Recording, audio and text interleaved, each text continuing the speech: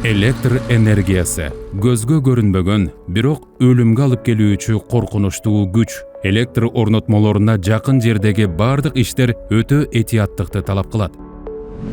Подрядчиктер көбүнчө энергетиктерге билдирбестен жер казуу, курулуш же монтаждоо иштерин жүргүзүшөт. Мунун кесепети чубалгылардын үзүлүшү, энергетикалык объектилердин жабдыктарынын бузулушу, керектөөчүлөрдүн электр жарыгынын өчүрүлүшү, объекти калыбына келтирүүгө кеткен чыгымдар, жаракат алуу жана ал тургай өлүмгө алып келүү.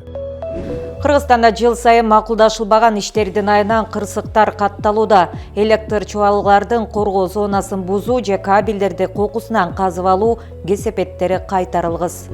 Трагедияны болтурбоо үчүн электр орнотмолоруна жакын жерде кандайдыр бир ишти баштоодон мурун энергетиктер менен иш аракеттерди макулдашуу керек. Бул өтө маанилүү.